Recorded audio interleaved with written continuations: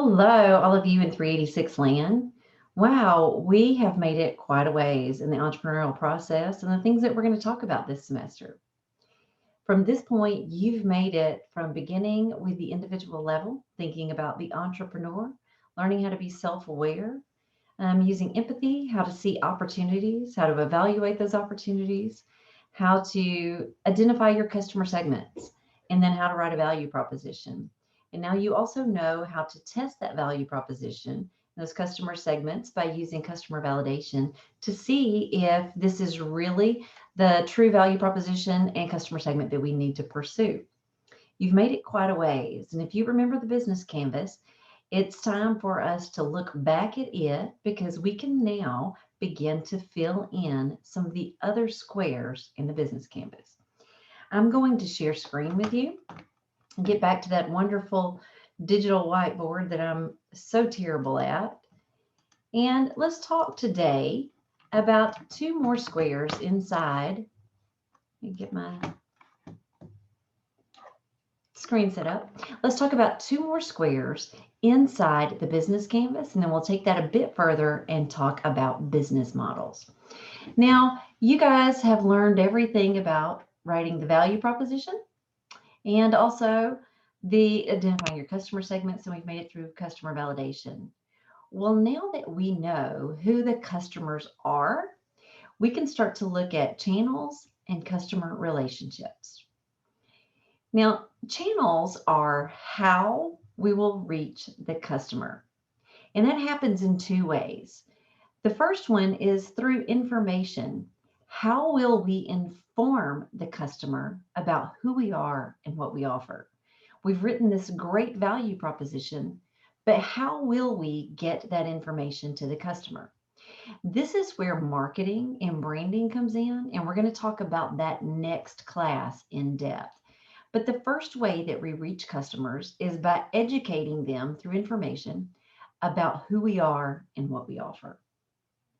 The second way that we reach customers is more logistical, and it is, I'm going to write logistics here, and it is about how do we actually get our product into our customers' hands so that they can actually use it. And we have to think through all of the steps and how this happens. Now, in order to do this effectively, after we identify our customer segments over here, we need to do some research. And the UA library has fantastic resources that you can use to go do some of this research, but we need to find out how our customers tend to behave. You may have heard the term consumer behavior. Perhaps you've even had a consumer behavior class. What we are really wanting to find out is what ways do our customer segments take in information, and in what ways do they prefer to shop or to buy products like ours? You see, everything that we do as a business revolves around solving problems for the customers and making it easy for the customers to be able to obtain and use our products. And the way that we do that is by meeting the customers where they are and the way that they want to receive our information and product rather than asking them to come to us. So this takes a lot of research and a lot of prep to try to get this correct. Now, the research is not that difficult. It just takes some thinking. And this is the part, filling in the business canvas and doing a lot of this information, a lot of this due diligence to bring in all this information is hard and it's tedious. But we learned in chapter 2 that the number one reason that entrepreneurs fail is lack of preparation. So taking the time to really find out all of the information that goes into the business canvas is imperative if you want to be truly successful.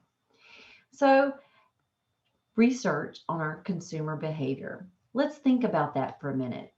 We'll think about it today in terms of logistics, and on Tuesday, we'll talk about it a bit more in terms of how to get the information to them when we talk about marketing.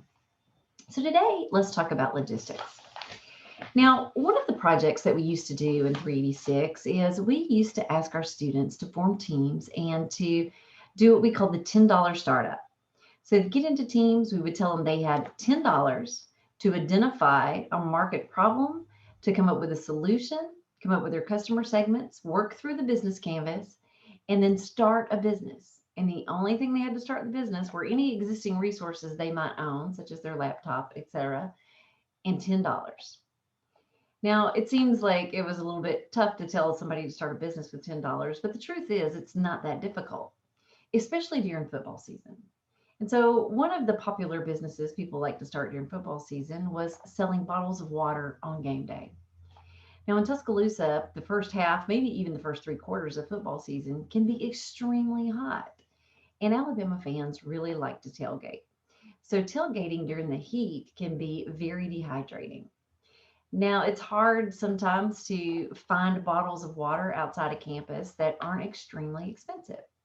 So my student teams like to say, well, I'm going to sell bottles of water to the people in the quad or who are tailgating, people who've come in for game day on the hot days, and I'm going to sell it for cheaper than everybody else is selling bottles of water. Fine. The next question I would ask them is what? Okay, so how are you going to make this happen? And I would get the normal answers. Well, I'm just going to take water out and I'm going to hand it to them and sell it to them. Okay, what are you going to put the water in? Oh, a cooler. Okay, how are you going to move the cooler around? Well, I'm just going to get one of those with a strap. Okay, well, how much water will it hold? I don't know, maybe like a case. And I'll ask, well, what else do you need? Well, and they said, well, some ice. Okay, well, how much is this cooler weighing now? And they start to think about it and realize that the surface level answer might work. It might be correct. It might not be that I can say, no, that's wrong. But typically the surface level answer and the first one you get is not the best answer. So we need to think about it more in depth. Think through different scenarios. How are some other ways that we might accomplish getting bottles of water to our customers? And I've heard various things. Let's have a golf cart and put the coolers on the back and we'll drive around and we'll sell them. That works. Another team made think of a lemonade stand, but it was a water stand. And they were selling waters that way. Made it much easier for them to reach the customers. One of them decided they were going to go to the customer. The other decided, well, I'm going to get the customer to come to me, but having this stand so I can put the coolers down on the ground makes this much easier for me. Now, logistically, thinking through all of these scenarios takes time, but you need to think through all of them and then evaluate them to see which one is the best. Which one is the best for the customer and the way that the customer wants to receive the product, and also which is the best for you when trying to work out making this happen. Now, with further questions about getting the water bottles to customers, I ask them where they plan to set up to sell this water. And the immediate surface level answer is in the most highly populated areas of game day. Okay, surface level, that sounds good. Well, where is the most highly populated area? Typically, the answer is going to be on the quad where everyone's tailgating. Yes, it is. But people who are tailgating already have their drinks. The coolers are there. Why would they buy water from you? And it's that aha moment like, oh, yeah, okay. So let's rethink this. Where would you set up to sell it? And eventually they get to good answers where I'm going to set up to sell it where people are waiting in line to go through the metal detectors and it's really hot and they want a bottle of water. Or I'm going to set up in front of Rose Administration and I'm going to catch foot traffic as people are walking from the tailgates to the stadium because by that point they're really hot. Those are better answers. As you can see, thinking through how to get your product to the customer is something that takes some time. Now, You need to think through, like I said, consumer behavior. How do people like to receive products? And you also need to think through logistically, what's the best way to make it happen for your business? Now, you're going to need to be thinking through some of these as we get into the final project, but I'll talk more about it when I assign those to you. But just understand, when we start talking about channels, there's two parts to this. The first part is, how do we inform the customer, get them information about us? The second part is, how do we actually get our product and or service to the customer? So as you can see, when we start talking about channels, channels is about winning customers. How do we win them? Well, after we win them, then we need to move up to customer relationships, because establishing the right customer relationships is how we keep our customers. It's much cheaper to retain customers than it is to constantly try to win new ones. Now, the type of customer relationship that we establish depends on a lot of things. It depends on the type of business you're setting up and what product and or service you're offering. It also depends on how do the customers like to establish a relationship. Now, in the notes that I've given you, there are 6 different types of customer relationships that we can establish. The first one is personal assistance. Now, when we think about personal assistance, it's easiest to think about, let's think about a boutique clothing store or shoe store. When we walk into one of those stores, we expect someone working there to greet us and to say, "Can I help you?" Now, whether we want the help or not is beside the point, because we have the option of saying, "Oh yeah, thank you, I'm looking for XYZ," or we can say, "No, thank you, I'm just looking around right now." Whether we want their help or not is a moot point. We expect it. How many times have you gone into a store where someone who was working there didn't greet you and didn't say, "Can I help you?" And you were offended, a bit taken back, like, why aren't they helping me? Why aren't they waiting on me? You see, we have these psychological ideas of how customer relationships should occur within certain types of businesses. So that's when I say, when it comes to customer relationships, we need to know, what do customers expect based upon the type of business that I'm opening? So personal assistance, go into a store. Even if we go into a Dick's Sporting Goods, or, we want someone to say, "Can I help you?" Understand that about your customers. Now, when you have a person helping you, one-on-one help, that is personal assistance. We don't necessarily expect it to be the same person helping us every time we go in. When we go to a restaurant to eat, we don't expect the same server, but we do expect a server. So that is personal assistance. Now take that a step further, and there's something called, oops, let me get that here, dedicated personal assistance. Like I said, these are in your notes. A dedicated personal assistance customer relationship is when we do expect it to be the same person every time. For most people, we've been seeing the same dentist for years. When I go to the dentist, I expect to see the same dentist. When I go to my family physician, I expect to see the same doctor.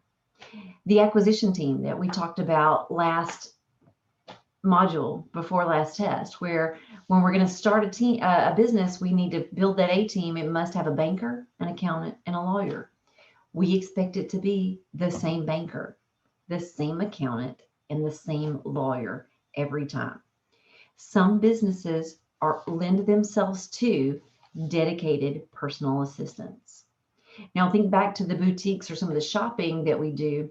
It could be that you have a personal shopping assistant. I know places like Saks have dedicated personal shoppers, and you could definitely have dedicated personal assistants in some of these higher end stores. So there are some stores that can offer both types of customer relationships depending upon what the customer wants. Moving on, let's move on to something that is just quite different than dedicated personal assistants. And let's think about self-service. There are some businesses where we don't want to talk to a soul. Think about pumping gas. Now, when we go to the gas station, we expect to pull up to the pump, put in our credit card or debit card, pump gas, and leave, and never speak to a soul. As a matter of fact, if we do talk to someone, then something's wrong. We're typically annoyed. This is called self-service. And if you open a self-service business, it's imperative that you think through the way the customer is going to interact with your product, and you make it as easy as possible for the customer to complete that transaction so that they feel satisfied and don't feel as though they needed to speak to someone. So a gas station is one really good example of self-service. Some other really good examples of self-service, the iPhone. So on there, the reason that Apple products, the iPhone, is so popular is because they have really perfected ease of use. We can pick this up and start using it really quickly without having to talk to many people or ask any questions. As a matter of fact, my 3-year-old can pick up her iPad and can pick between Netflix, Amazon Prime, or Disney and pick out her own television shows. She can't read. She's 3. But ease of use allows for a very happy customer using self-service. Another example of self-service is social media. Right now, Twitter is really popular.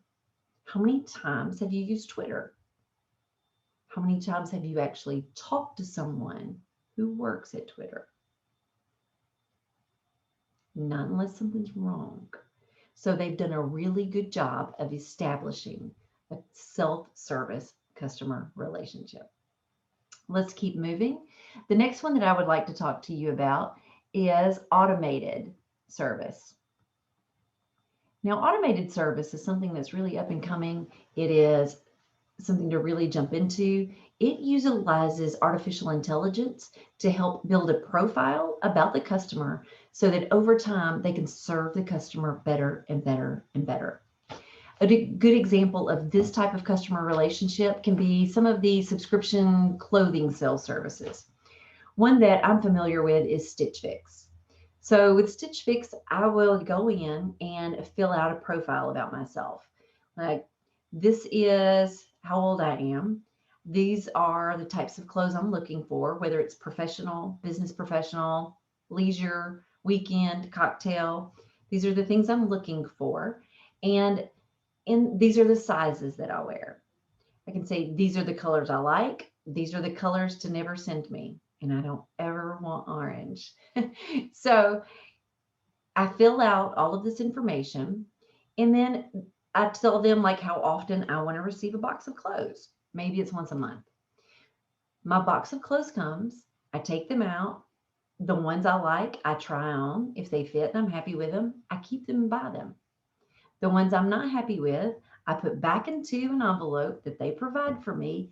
I mail them back. And I go onto their website, enter my account, and I'll say, did not buy this because it didn't fit, or it was the wrong color. I didn't like that type of material. The quality was substandard, and I put in details. Well, over time, based upon the things that I keep and the things that I don't keep, they're able to build a really good profile of the types of clothes that I like. And based upon that, as time goes on, they can do a better job of picking and choosing clothes to send to me that I truly, truly love. So that hopefully I want to buy everything that's in the box each month. But this takes time, and this is an automated service. There are lots of examples of this out there. Some different ways that automated service is working. Think about the ads that you're served on the internet. You go in and Google Costa Rica spring break trip. Well, then After you do that, the next 5 ads that are served up to you are going to be something about traveling to Costa Rica. This is automated service. This is all aimed at helping you have a more seamless and better customer experience. That is known as automated service. So moving on, we've gone through 4 so far. The next one I want to talk to you about is called community. Now, this one is a really interesting and intriguing type of relationship that most people honestly don't think about or even realize they're a part of. So let me explain community. It's best using examples. There is a game that has been super popular, not so much now, but really, really popular for a while, called Fortnite. And I'm sure you've all heard about it. Maybe some of you have even played it. And if you are a player of Fortnite, once you get in there and start playing it, you realize there's a community of people who are Fortnite players. And you know who that community is. So you become a part of that community and you feel like you belong to the Fortnite community. You all can have conversations and talk about things inside the community that if you tried to talk to with me outside of the community, and I have never played Fortnite a day in my life, I would have no idea what you're talking about. I'm not a part of that community. But inside there, you all have really, whether you realize it or not, bonded in a really interesting way. Now, people who strategically develop communities as part of their business models know that you don't join a community so that you can buy something. And every time I ask someone, well, did you start playing Fortnite so you could buy things? I've never had anyone answer me, well, yes, I did. However, there are many, many people who are part of the Fortnite community who have bought things and spent money within Fortnite. Super interesting. Well, here's what's going on. The game company, let's just call them the Fortnite company, understands consumer behavior. And they know that they need to get you into the community and give you time to become established in the community and to feel like you belong and to start interacting in the community. After you do that, they know you're hooked. You're a part of the community. And after that happens, then we as humans are super predictable. When it comes to consumer behavior, we know a lot about what humans normally do. And what we normally do is once we become a part of the community, we want to be valued in that community. And the way that we think that we can be valued is to start climbing the ladder in the community. We want to be higher. We want to be more respected. We want to achieve more in that community. And in order to do that, lots of people in the Fortnite community started to buy things within the game to help them move up the ladder in the Fortnite community. Super interesting when we think about how this works, but they all understand, like, don't ask someone in the community to buy something too soon. If you ask them to buy something before they feel like they belong or value being a part of the community, you could possibly lose them. Now, this sounds a little bit weird. And when I talk about this in class, I always see my students like they're almost a little appalled. And because they feel like they've been duped a little. You really haven't been duped. It's really that you're just now starting to understand how this type of customer relationship works. Now, being a part of a community is not a bad thing. We're all parts of communities, whether we realize it or not. It's not a cult. It's not the same thing. And for the most part, all of us who were attending the University of Alabama, we're part of a community. We're the community of Alabama fans, Alabama students, Alabama graduates. And we feel like we belong. We're really proud to be a part of this community. We're especially proud when the football team's doing really well, and the basketball team, and adapted athletics, and rowing, and I could go on and on. We're doing extremely well right now, and it's fun to be a part of this community. We identify as Bama fans. We identify with other people in our community who are Bama fans, and we also tend to look down on people who are not a part of our community, you know, those Auburn fans. So we feel like we belong. And the people who are trying to develop our community do a really good job of giving us info and reinforcing the things that we want to believe and establish within ourselves as values to feel like we belong to this community and we want to stay a part of this community. For example, if you've ever had the privilege of going to a football game, the pre-game traditions are very scripted and are very much the same. We know what to expect when we go to a game. It's going to start off with Bear Bryant's voice. And from there, it's going to build into a superior highlight reel where we've from games where we've won past national championships to great plays by great players who are now in the NFL. And it's going to keep moving in until we get to AC/DC, thunderstruck, and we know the team's about to run out. And this gets the crowd so hyped. But in all of this, they're instilling certain things within us. The first thing you hear Bear Bryant say in pregame is, "We ain't never been nothing but winners." That's what we identify with, and that's the community that we enjoy belonging to at the University of Alabama. That's why we're here. And we spend money to show that we're a part of this community. Alabama paraphernalia, I mean, you can see in my office back here. Of course I have. I'm very proud of it. So there are communities of sports fans. There's a community of the Greek affiliations. There's lots of different communities, and you'll start to notice more of it now as you're familiar with this type of customer relationship. Moving on, we'll talk about the last one here, and it is something called co-creation. This is our last customer relationship that we'll talk about today. Co-creation is another really interesting one that is becoming more prevalent, up and running, and you can think about it this way.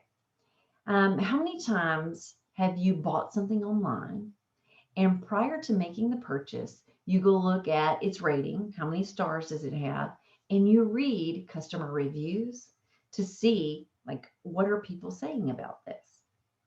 And you'll base your buying decisions on how favorable the reviews are and the ratings.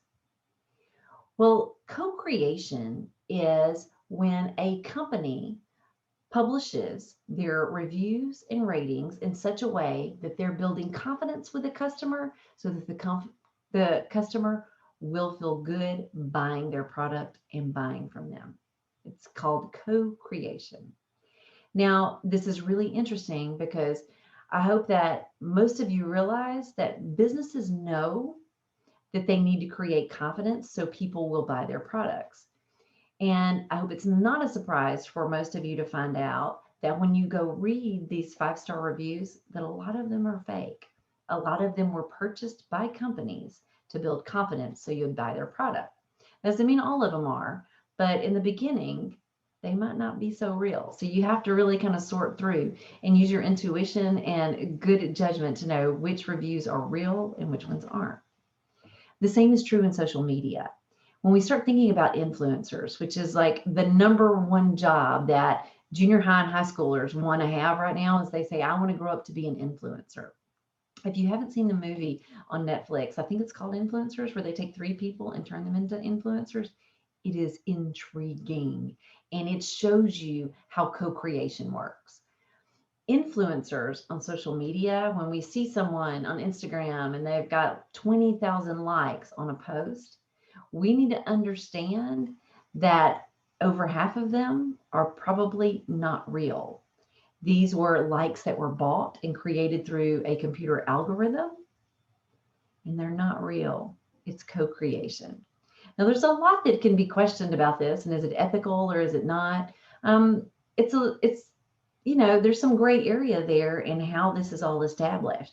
But I think as educated Alabama graduates, we're all going to be able to do a better job of looking at co-creation and being able to use it to benefit us, but also keep our eyes open and understand when it's being used to influence us.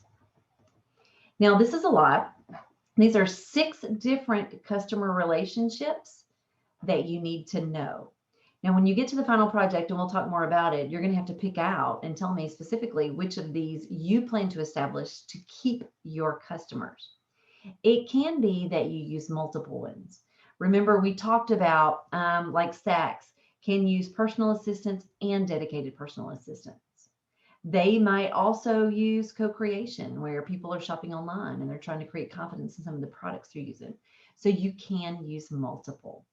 It's just really important that you understand what your customer values in developing a relationship and also what they expect. So take some time to think through this.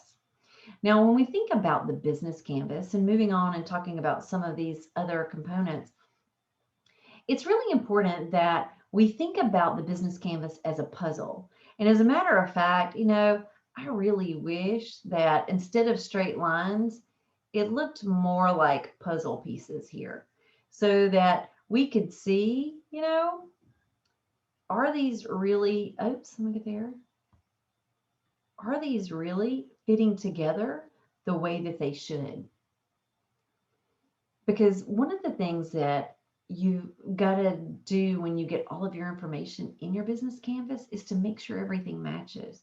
So if I've got a particular customer segment picked out that I want to sell my product to, I need to be sure when I look at channels that the way that I've chosen to get information to them matches and fits with the way they take information in. I need to be sure that the way I plan to get my product to them is a way in which they actually shop and want to shop. The type of relationship that I plan to establish to keep them as a customer is something they value and expect. So you're going to see all of this really, really needs to fit together. It's super important that it all makes sense. It doesn't need to be disjointed. Moving on over to these last 3 squares that we're going to talk about today, we're going to see that we need to identify key resources, key activities, and key partnerships in order to make our business successful. Now, when I talked to you a little bit earlier about the teams that would sell bottles of water on game day, and I asked them what all they needed to sell their water, they told me things. Well, first of all, I need water. Yes. So we're talking about key resources right now, and you need to think through all of them. Nothing is too trivial. If you're going to be using it for your business, list it. So they needed water. They need ice. They needed coolers. They needed signs so people would know they were selling water and how much it was. Depending upon how they wanted to do it, one team needed a golf cart. One team needed the water/lemonade stand. Both of them needed human capital. They had to have people to sell it. Both needed to have a means of accepting payment, whether that was through a Square so people could use a credit or debit card or Venmo or cash. Then they needed to have change on hand so that they could make change if someone tried to pay cash. Lots of things that they needed. And so you need to think about that for your businesses too and list all of the key resources. Nothing is too trivial to list out here. So it's going to include human capital, people. It's going to include find money, typical capital. Sometimes I just can't talk by the time I get to the end of the day. The typical capital that we think of, it can include physical assets. Like I said, a cooler, a golf cart, the stand. So we need to think through all of that. And as a key resource, if you said one of my key resources is going to be waters, then we're going to look up here at key activities, and your key activity should reflect is find a place to get the best and cheapest water. That is a key activity because we've got to watch our cost, right? If we said one of our key activities is to get a golf cart, key resources, then one of our key activities would be shop for and purchase golf cart. And you can see how the key activities should reflect the key resources. Like it's a puzzle. It all needs to fit together. And you need to think through all of the activities that you or anyone else opening this business would need to perform in order to be successful. Same thing with key resources. So let's move over and talk about partnerships. There are going to be some organizations out there that we're going to have a partnership with in order to be successful. Let's think about the water bottle business. Now, to sell something on campus, you're supposed to have a permit from the University of Alabama. Otherwise, you're not supposed to be able to sell anything on campus. So in order to do this business, you're going to have a partnership with UA. If they tell you no, your business is done. You can't sell anything. So develop a good partnership with them so that you can get your permits and sell on campus. Now, when we were doing the $10 startup, we had an agreement with the university that these were student groups who were doing this part-time, only as a project to learn how to start and run a business. And so the university really wouldn't require them to have a permit just for the few times that they would go out on the quad or sell something during class for this class project.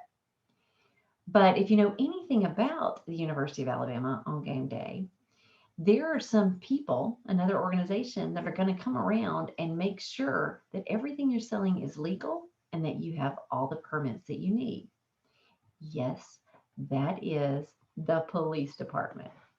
Now, I'll tell you a true story. It's really quite funny. I had a group of students a few years back during the two-a-days when he was so popular, and they decided that their business was going to be to sell Lays on game day. So they used a little bit of money that they had to go out and buy a whole bunch of cheap Lays, and they took a broomstick that they had, and they made holes in it and put pegs in it they already had, and they would hang the Lays on the pegs. They'd walk around with the broomstick on game day and sell Lays. They made a killing, I can tell you. They sold Lays faster than they could put them on the pegs. And so with all that being said, they were getting a little bit arrogant, a little bit confident, and they were moving along some of them and they should have gotten a little bit arrogant. They even made it to Barstool on one of the videos, not as a fail, but as like a success. They were on there selling their Lays. They decided that one day they would move over and start trying to sell them on the Walk of Champions as the football team was walking in. Well, there they are in the midst of thousands and thousands of people holding up their broomstick, and guess whose attention they got? The police. So the police starts walking towards them. They see the police, and guess what they did?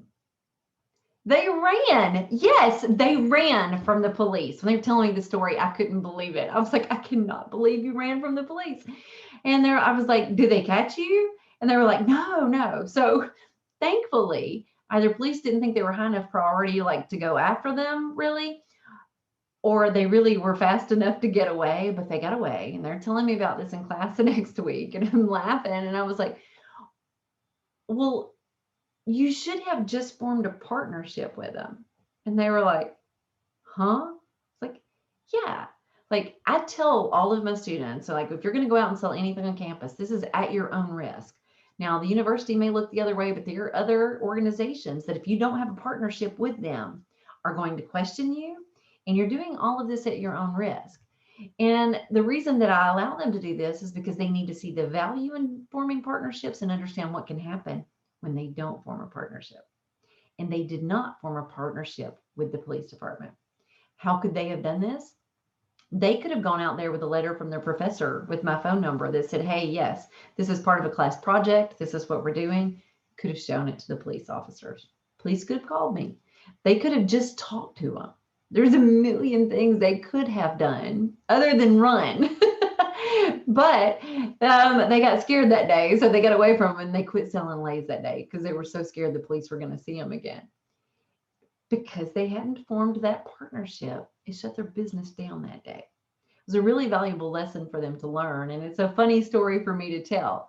But there's going to be plenty of organizations out there that you, depending upon your business, are going to need to form a partnership with, because if you don't, it can actually close your business. So you're going to need to think through all of those.